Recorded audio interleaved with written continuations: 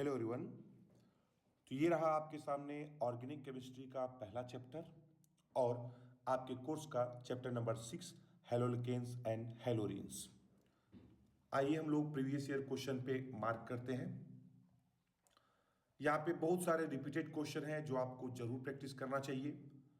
मेरा रिकमेंडेशन है कि आप एनसीईआरटी टेक्स्ट बुक का कोई भी क्वेश्चन मिस मत करिएगा, चाहे उसका एग्जाम्पल हो, चाहे एक्सरसाइज हो, चाहे इंटेक्स हो।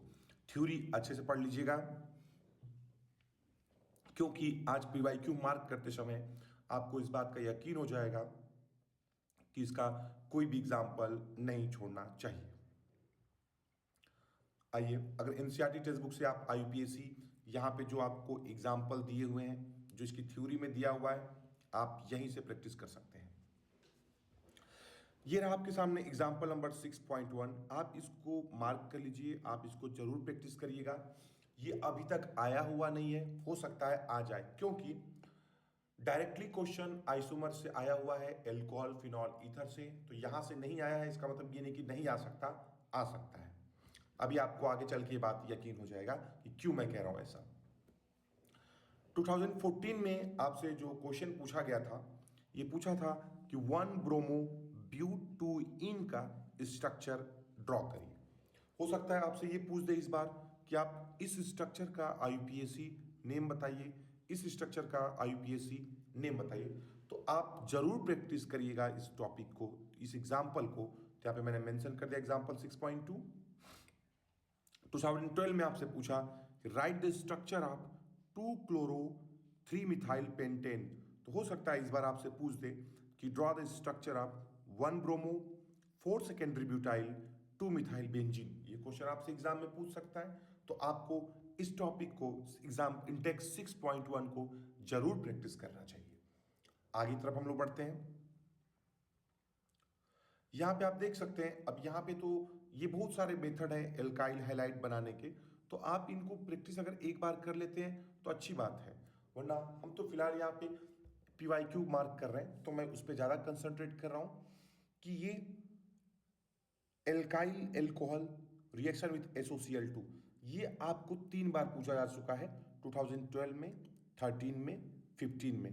तो ये क्वेश्चन आपको ज्यादा चांसेस है कि दोबारा आ जाए, तो इसको आप जरूर प्रैक्टिस करिए, ये तो छोड़ना ही नहीं चाहिए। आगे बढ़ते हैं। 2018 में आपसे क्वेश्चन पूछा गया था, सेम डिट्टो क्वेश्चन पूछा था कि इसका कौन सा माइनर होगा और कौन सा मेजर होगा। सिमिलरली 2015 में एक क्वेश्चन पूछा गया कि इसका reaction bromine in the presence of CCl4 होगा तो क्या प्रोडक्ट बनेगा। तो आप देख सकते हैं कि जो क्वेश्चन आया हुआ है ये दोबारा आने का चांस सबसे ज्यादा है। ये जो आया हुआ है ये दोबारा आने का चांस है। एग्जाम्पल 6.3 आप जरूर प्रैक्टिस करिएगा। 2023 में आपसे पूछा गया, देखिए ये कभी नहीं पूछा गया, लेकिन 2023 में पूछा गया कि फिंकलेस्टाइन रिएक्शन क्या है, राइट फिंकलेस्टाइन रिएक्शन। तो हो सकता है इस साल आपसे ये पूछ दे कि सिमिलर में स्वार्ट्स रिएक्शन क्या है।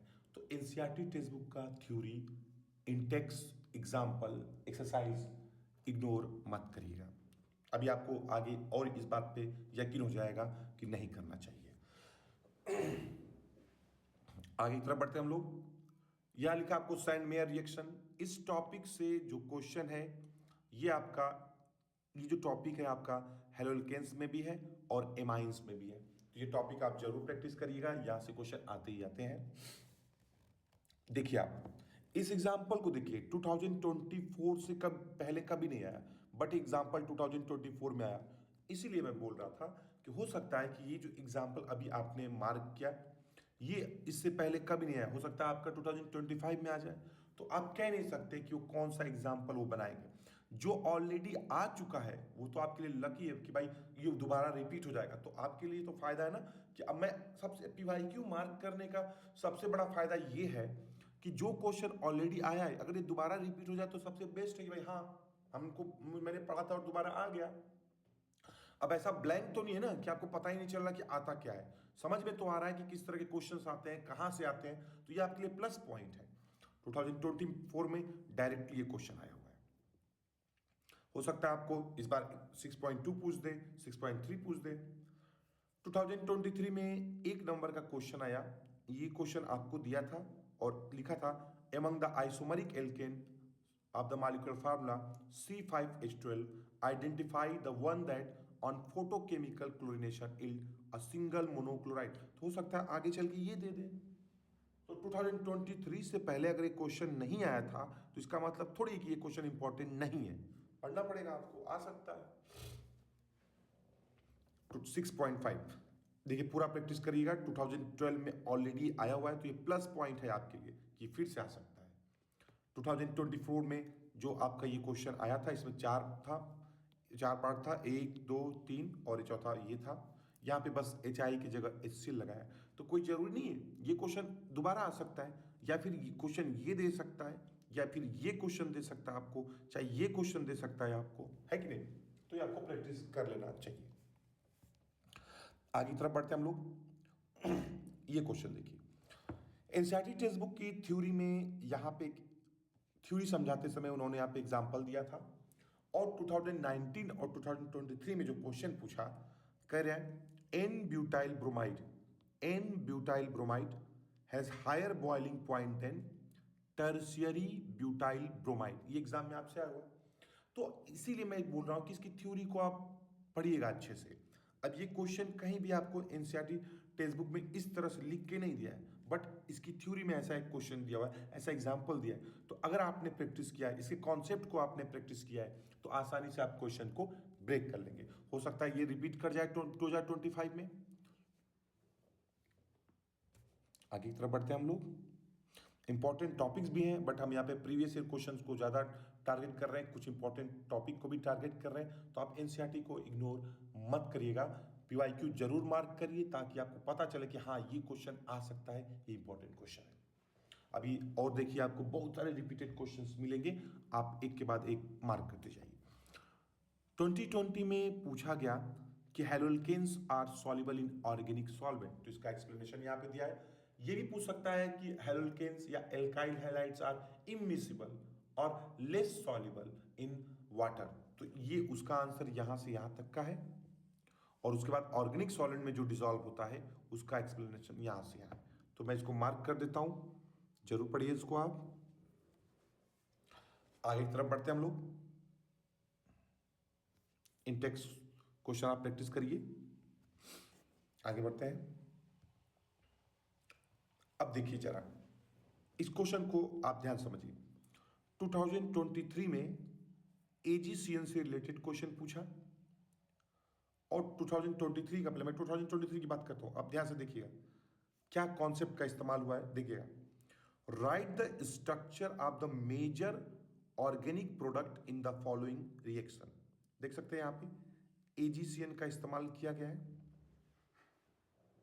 अब क्या समझना है आपको, आप AGCN का रिएक्शन पढ़ के जाएंगे, आपने ऑलरेडी इसको पढ़ा होगा या पढ़ेंगे।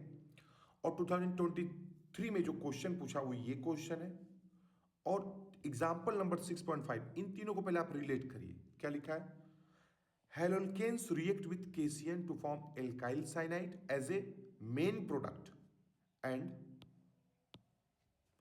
while AgCN forms isocyanide as the chief product। ठीक है ना? तो आइसोसाइनाइड जब AgCN के साथ आप रिएक्ट करोगे तो आइसोसाइनाइड बनेगा आपका, और KCN के साथ रिएक्ट करोगे तो आप साइनाइड बनेगा। तो यहाँ पे पूछा है कि ये जब रिएक्शन होगा तो इसका मेजर ऑर्गेनिक प्रोडक्ट, तो AgCN से रिएक्ट करने के बाद क्या बनता है, आइसोसाइनाइड। तो जब आप इस एग्जाम्पल को प्रैक्टिस करेंगे तो ये कॉन्सेप्ट आपको क्लियर होगा कि AgCN के साथ आइसोसाइनाइड बनता है, और ये थ्योरी आपकी यहाँ पे दी हुई है। तो इसीलिए मैं कह रहा हूं कि कुछ क्वेश्चंस उन्होंने थ्योरी के कॉन्सेप्ट को इस्तेमाल करके बनाया हुआ है, तो इसीलिए आपको बहुत बारीकी से समझना है। जहां पे थ्योरी का थोड़ा सा अलग तरीके से इस्तेमाल करके क्वेश्चन दिया हुआ है, मैंने उसको यहाँ पे पेस्ट कर रखा है, तो आप प्रैक्टिस कर सकते हैं। आगे तरफ बढ़ते हैं। 2014 और 2019 में आपसे पूछा है एम्बिडेंट न्यूक्लियोफाइल के बारे में, what is ambient nucleophile, right example, या पूछ सकता है आपसे एक्सप्लेन विथ एग्जांपल। तो ये क्वेश्चन आपके लिए अच्छा हुआ कि भाई 2 बार आया है, आपने इसको अच्छे से तैयार कर लिया, फिर 2025 में आ गया तो आपने इसको रिपीटेड था, आपने इसको अच्छे तरीके से लिख लिया। आगे तरफ बढ़ते हैं। हो सकता है आपको इस साल एग्जाम्पल नंबर 6.5 पूछ दे, तो आप इसको प्रैक्टिस करें। आगे बढ़ते हैं। 2018 में डायरेक्टली क्वेश्चन देके पूछा है कि इसमें कौन सा मैकेनिज्म इस्तेमाल हुआ है। तो आप ये प्रैक्टिस जरूर करिए, SN2 साथ में SN1 प्रैक्टिस करिए। आगे बढ़ते हैं। देखिए इस क्या लिखा है, SN1 reaction are generally carried out in polar protic solvent like water, alcohol, acetic acid. क्यों पोलर प्रोटिक सॉल्वेंट में ये रिएक्शन होता है? तो अगर आप सब समझिए क्या क्वेश्चन क्या पूछा था, पहले आप क्वेश्चन देखिए। ये क्वेश्चन था, how do polar solvent help in the first step in SN1 mechanism. अब ये क्वेश्चन ना तो एनसीईआरटी टेक्स्ट बुक में है ऐसा क्वेश्चन लिख के, ना उसका एक्सरसाइज में है, ना उसका एग्जाम्पल में है, ना उसका इंटेक्स में है। तो ये क्वेश्चन कहाँ से आया? तो अगर यहाँ पे देखिए इसकी थ्योरी में लिखा है, और जो लोगों ने कहीं कोचिंग में प्रिपरेशन किया होगा या इंट्रेंस की प्रिपरेशन किया होगा तो उनको पता होगा कि पोलर प्रोटिक सॉल्वेंट का SN1 में क्या इस्तेमाल होता है। ठीक है, तो बिना इसकी थ्योरी पढ़े पहले हम यहाँ पे PYQ मार्क कर रहे हैं कि आपको ये पता होना चाहिए कि आपको थ्योरी को इग्नोर नहीं करना है। वो कुछ भी क्वेश्चन पूछ सकते हैं, और ये 2023 का, खासकर 2023 में जो क्वेश्चन आया है वो थोड़ा सा डिफरेंट तरीके से उसकी थ्योरी को इस्तेमाल करके पूछा हुआ है। ठीक है, तो अगर आपको इसका आंसर पता है तो अच्छी बात है, वरना इसका PYQ सॉल्यूशन में मैं आपको बताऊंगा कि क्या इसका यूज है, क्या हेल्प करता है ये। आगे बढ़ते हैं। 2016 में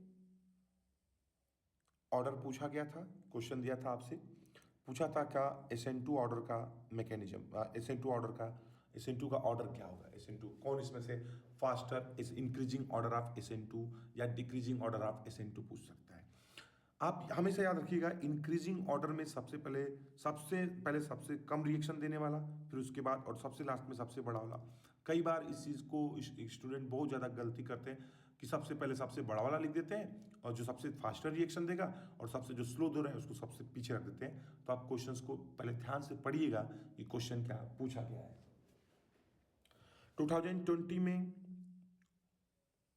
और 2023 में पूछा गया कि इसमें से SN1 फास्टर कौन देगा। तो SN1 सबसे फास्टर कौन देता है? 3 डिग्री, 2 डिग्री, 1 डिग्री CH3X। और SN2 सबसे फास्टर कौन देता है? 1 डिग्री, 2 डिग्री और सबसे लास्ट में 3 डिग्री। तो ये ऑर्डर आप जरूर याद रखिएगा। देखिए आप 2024 में डायरेक्ट आपसे क्वेश्चन पूछा गया है, एग्जाम्पल नंबर 6.6।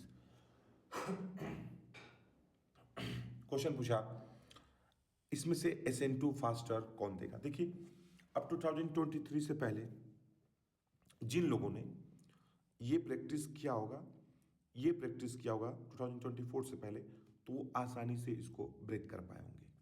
और 2024 में डायरेक्टली क्वेश्चन दे दिया, तो जिन लोगों ने ये प्रैक्टिस किया होगा तो इसके कॉन्सेप्ट का इस्तेमाल करके उन्होंने इस क्वेश्चन को आसानी से ब्रेक कर लिया होगा।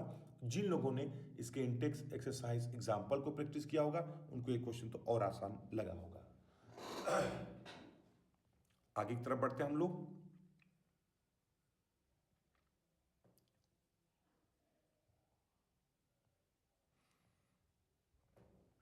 2016 में पूछा गया, व्हाट इज इनएंशियोमर्स। इनएंशियोमर के बारे में पूछा गया और एग्जाम्पल पूछा जा सकता है। तो इसको पढ़िए, इसको प्रैक्टिस करिए, इसके एग्जाम्पल को, एक एग्जाम्पल, दो एग्जाम्पल को एटलीस्ट बढ़िया से उसको बना के, स्ट्रक्चर को ड्रॉ करके, इसकी थ्योरी को लिख के याद करिए, प्रैक्टिस करिए। 2017 और 2019 में पूछा है, what is racemic mixture, right one example. तो ये आपका देखिए आया हुआ है, हो सकता है आपको 2025 में रिपीट कर दे। तो कहीं ना कहीं प्रीवियस ईयर क्वेश्चंस को मार्क करना, पढ़ना एक प्लस पॉइंट है कि भाई ये क्वेश्चन ऑलरेडी आ चुका है, फिर आ सकता है, तो मुझे इसको अच्छे से पढ़ना चाहिए। हो सकता है एग्जाम में आपसे पूछ दे आइडेंटिफाई कायरल, ये भी एक क्वेश्चन बन सकता है आपका, तो आप इसके को प्रैक्टिस जरूर करिए। आगे की तरफ बढ़ते हैं हम लोग। 2018 में जो क्वेश्चन पूछा था, ये क्वेश्चन ये था, और इसको पूछने के बाद पूछा था कि क्या मैकेनिज्म का इस्तेमाल हुआ है। तो जब आप बीटा एलिमिनेशन को पढ़ेंगे या पढ़े हैं तो आपको समझ में आएगा कि इसका मेजर प्रोडक्ट कैसे बनता है, कैसे इसका मैकेनिज्म का इस्तेमाल होता है। तो ये क्वेश्चन ऑलरेडी 2018 में पूछा जा चुका है, तो मतलब ये इंपॉर्टेंट टॉपिक है जहां से दोबारा क्वेश्चन पूछा जा सकता है। तो जो पीवाईक्यू में ऑलरेडी आ चुका है ये तो आपको छोड़ना ही नहीं है, उसको आपको बढ़िया तरीके से प्रैक्टिस करना है। आगे तरफ बढ़ते हैं। 2012 में, 2013 में, 2014 में ग्रिग्नार्ड रिएजेंट का इस्तेमाल किया गया। ग्रिग्नार्ड रिएजेंट पहचानने के लिए सबसे बेस्ट है magnesium in the presence of dry ether. किसी भी क्वेश्चन में अगर आपको magnesium in the presence of dry ether देता है, RMgX देता है, आप समझिए वहां ग्रिग्नार्ड रिएजेंट का काम है। आपने ऐसे क्वेश्चंस प्रैक्टिस किया होगा, नहीं किया है तो आप जरूर कर लीजिए। यह ऑलरेडी आपका 3 बार आ चुका है, कंसेक्यूटिव ईयर्स में लगातार आया था और आगे भी आ सकता है। ये देखिए 2014 में ग्रिग्नार्ड रिएजेंट पूछा था कि वाई ग्रिग्नार्ड रिएजेंट को हम लोग मॉइस्चर में नहीं प्रिपेयर करते हैं, कि उसका रिएक्शन मॉइस्चर में नहीं कराया जाता है, तो उसका आंसर यहाँ पे दिया हुआ है। 2023 में इसके कॉन्सेप्ट का इस्तेमाल, मैं बार बार बोल रहा हूँ कि 2023 में जो क्वेश्चंस बनाए गए वो थ्योरी के कॉन्सेप्ट को इस्तेमाल करके बनाया गया। जैसे आप देख सकते हैं यहाँ पे क्वेश्चन है 2023 का, पहले क्वेश्चन पढ़िए। देखिए ग्रिग्नार्ड रिएजेंट के कॉन्सेप्ट को इस्तेमाल किया गया है। क्या कॉन्सेप्ट है? An alkyl chloride is optically active compound. The compound was treated with metallic magnesium in the presence of ether. देखिए मैंने वही बात बोला आपको कि magnesium in the presence of dry ether. तो यहां पे आप देख सकते हैं, तो इससे पता चलता है कि यहाँ पे ग्रिग्नार्ड रिएजेंट का इस्तेमाल होगा। The product on treatment with ethanol. Ethanol मतलब आप देखिए यहाँ पे लिखा होगा एल्कोहल, यहाँ पे इवन एल्कोहल, ठीक है। यहाँ पे इथेनॉल की प्रेजेंस में ये प्रोड्यूस करता है। Right all the reaction, find out the structure of alkyl chloride. 3 number का आपको क्वेश्चन दिया है। तो आप देख सकते हैं कि ग्रिग्नार्ड रिएजेंट कितना मतलब हॉट स्पॉट है कि यहाँ से क्वेश्चंस आपको पूछे जाते हैं। आइदर रिएक्शंस के थ्रू पूछ दे या फिर आपको डायरेक्ट कुछ थोड़ा सा टेढ़ा मेढ़ा क्वेश्चन बना के दे दे। तो ये थ्योरी को आपको थोड़ा सा ध्यान देना है, क्योंकि क्वेश्चन 2023 इस बात का प्रूफ है कि थ्योरी आपको थोड़ा सा ज़्यादा सीरियसली ले लेना चाहिए, क्योंकि उसके क्वेश्चन डिफरेंट तरीके से हिट कर सकते हो।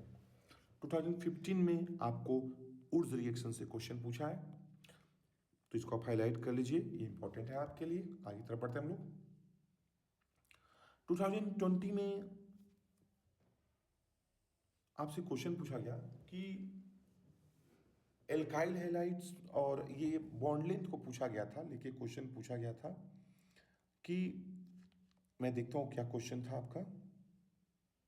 हाँ, या वो क्वेश्चन आप देख सकते हैं, carbon chlorine bond length in chlorobenzene is shorter than carbon chlorine bond in chloromethane. तो उसका आंसर ये है ये कि कार्बन क्लोरीन का जो बॉन्ड लेंथ है, कार्बन से क्लोरीन का जो बॉन्ड है, इसका जो बॉन्ड लेंथ है, और कार्बन हेलोजन का जो बॉन्ड लेंथ है इन बेंजीन, इसमें से कौन सा शॉर्टर है, ये आपसे पूछा गया था 2020 में। इसमें आपका हाइब्रिडाइजेशन का कॉन्सेप्ट इस्तेमाल होगा। Hybridization like sp3 sp2 percentage of s character और इलेक्ट्रोनेगेटिविटी का इस्तेमाल होगा, जिससे बॉन्ड लेंथ शॉर्ट पड़ता है, उसका एक्सप्लेनेशन है यहाँ पे। तो ये क्वेश्चन आपको 2020 में पूछा है, तो आपको इसको मार्क करना चाहिए। देखिए इस क्वेश्चन को आपको दिया हुआ है, ठीक है। आगे बढ़ते हैं हम लोग। sp2 हाइब्रिडाइजेशन होता है। sp2 हाइब्रिडाइजेशन में आपका परसेंटेज ऑफ s कैरेक्टर क्या हो जाता है, आपका ज़्यादा हो जाता है। तो इस परसेंटेज ऑफ s कैरेक्टर ज़्यादा होता है तो इलेक्ट्रोनेगेटिविटी ज़्यादा होता है, उसको अपनी तरफ खींच सकता है। तो मैं यहाँ पे एक्सप्लेनेशन की बात नहीं कर रहा हूँ, यहाँ पे मेरा मेन एम है कि PYQ मार्क किया जाए। जब मैं इसकी थ्योरी का आंसर दे रहा हूँ तो मैं उसको प्रॉपर तरीके से एक्सप्लेन करूँगा। तो यहाँ पे मैं एक्सप्लेन करने जाऊँगा तो काफ़ी फैक्टर्स रखने पड़ेंगे, तो अभी उसका मतलब ये टॉपिक नहीं है, यहाँ पे हमको PYQ मार्क करना है। 2013, 2020, 2022 में आपसे क्वेश्चन पूछा है कि बेंजीन से फिनॉल बनाने के लिए, बेंजीन से फिनॉल, तो पहले बेंजीन का हेलोजिनेशन करके आप क्लोरोबेंजीन बना लीजिए क्लोरीनेशन करके, और फिर इसको ये रिएजेंट का इस्तेमाल करके आप फिनॉल बना लीजिए। देख सकते हैं आपको 3 बार ऑलरेडी क्वेश्चन पूछा जा चुका है, हो सकता है 2025 में क्वेश्चन पूछा जा चुका है। 2020 में आपसे पूछा था कि जो NO2 ग्रुप, जो बेंजीन के ऊपर जो NO2 ग्रुप है, वो बेंजीन को एक्टिवेट कर देता है न्यूक्लियोफिलिक सब्स्टिट्यूशन के लिए। ये क्वेश्चन आपसे पूछा हुआ था। तो इसका डायरेक्टली कोई क्वेश्चन नहीं है एनसीईआरटी में, बट थ्योरी में इसका है, इसका एग्जाम मैं आपको दिखाता हूं कहां पे ये देखिए। The presence of NO2 group at ortho and para position withdraw the electron density from the benzene ring and thus facilitate the attack of the nucleophile on halorines। तो न्यूक्लियोफिलिक सब्स्टिट्यूशन को ये बढ़ा देता है। तो ये यहाँ पे डायरेक्टली एनसीईआरटी टेक्स्ट बुक से कोई क्वेश्चन नहीं है कि मतलब इंटेक्स या एक्सरसाइज से क्वेश्चन नहीं है, बट इसका थ्योरी दिया हुआ है, तो आपकी इसकी थ्योरी को इग्नोर नहीं करना है। इस बात का 2020 में या 2023 में जो क्वेश्चन आया है वो इस बात का प्रूफ है कि आपको इसकी थ्योरी को इग्नोर नहीं करना है। आगे तरफ बढ़ते हैं। 2022 में एक क्वेश्चन पूछा है इस टॉपिक से लेके कि हेलोरिन्स जो होता है वो इलेक्ट्रोफिलिक सब्स्टिट्यूशन बहुत आसानी से देता है। क्यों देता है उसका यहाँ पे एक्सप्लेनेशन दिया हुआ है, मार्क जरूर करिए। 2018 में आपसे पूछा गया था कि अगर क्लोरोबेंजीन क्लोरीन से रिएक्ट करता है तो इन दोनों में से कौन सा मेजर प्रोडक्ट होगा। तो देखिए आपका क्वेश्चन आया हुआ है, आप मार्क कर लीजिए। आगे तरफ बढ़ते हैं हम लोग। 2012 में कंप्लीट द रिएक्शन करके ये दिया हुआ था, जिसका आंसर मेजर प्रोडक्ट वाला ये है और ये माइनर है। आगे तरफ बढ़ते हैं हम लोग। ये देखिए ये टॉपिक तो आप देखिएगा, मतलब यहां पे आप देखिए ईयर ही ईयर मार्क्स है। आप देखिए जरा 2017 में वुड्स फिटिक रिएक्शन से पूछा गया क्वेश्चन। अब इस रिएक्शन में देखिए benzene to diphenyl, benzene to diphenyl 2014, 2019, 2022, 2024 में ये क्वेश्चन बेंजीन टू डाइफिनाइल। तो पहले आप बेंजीन से हेलोबेंजीन बना लीजिए, क्लोरोबेंजीन बना लीजिए, फिर sodium in the presence of dry ether लगा लीजिए, आपका डाइफिनाइल बन जाएगा। आप देख रहे हैं कितनी बार ये क्वेश्चन पूछा हुआ है। 14, 19, 2022, 24 में ये पूछा हुआ आपसे, और ये पूछा है बेंजीन टू डाइफिनाइल, और डायरेक्ट इस रिएक्शन को डायरेक्ट कब पूछा, 15 में, 17 में और 23 में। देख रहे हो 14, 15, 17, 19, 22, 23, 24। देख रहे हो कितना इंपॉर्टेंट क्वेश्चन है ये आपके लिए। तो जिन बच्चों ने, जिन लोगों ने ये सब ईयर में इसको प्रैक्टिस किया होगा उनके लिए आसान रहा होगा ये। आगे बढ़ते हैं। 2014 में डिक्टो ये क्वेश्चन देके पूछा था कौन सा SN1 फास्टर देगा। ये देखिए 2012 में, 2016 में, 2019 में इस क्वेश्चन को दिया गया है। तो हो सकता है 2025 में क्वेश्चंस को रिपीट कर दे आपको ये वाला पोर्शन, ठीक है, इसलिए मैंने यहाँ पे स्टार दिया, आप इसको जरूर प्रैक्टिस करिएगा। आगे तरफ बढ़ते हैं हम लोग। टेट्राक्लोरोमीथेन का यूज पूछा था 2015 में।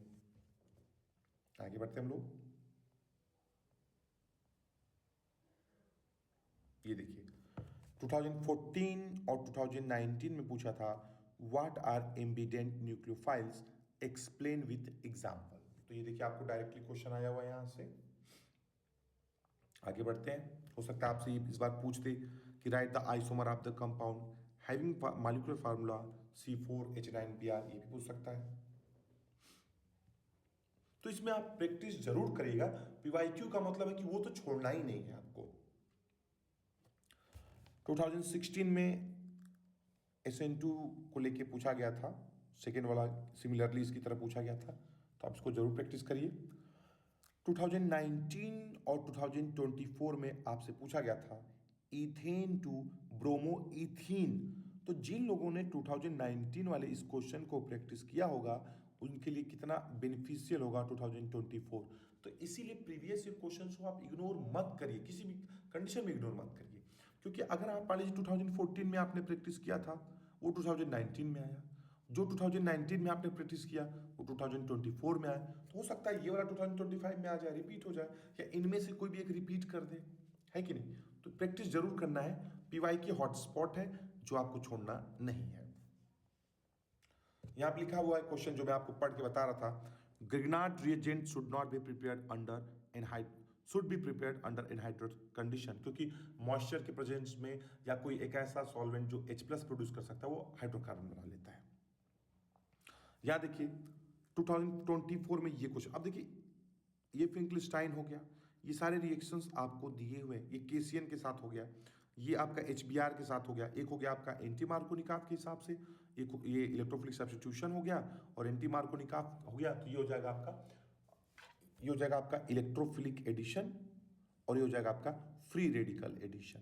ठीक है, तो मार्कोनिकॉफ और एंटी मार्कोनिकॉफ का कॉन्सेप्ट यहाँ पे इस्तेमाल कर सकते हैं, बट इलेक्ट्रोफिलिक एडिशन में हम लोग बेसिकली कार्बोकैटायन की स्टेबिलिटी चेक करना चाहिए इनकेस आप हाइड्रोहेलोजनेशन। लेकिन ये क्वेश्चन देखिए आपको जब अभी कभी नहीं दिया था, बट 2024 में दिया, तो जिन्होंने ये प्रैक्टिस किया होगा उनके लिए आसान रहा होगा। 2013 में ये क्वेश्चन आपको दिया, 2014 में आपसे ये मैकेनिज्म पूछा था। ठीक है, तो हो सकता है 2025 में पूछ दे मैकेनिज्म इसका। आगे बढ़ते हैं।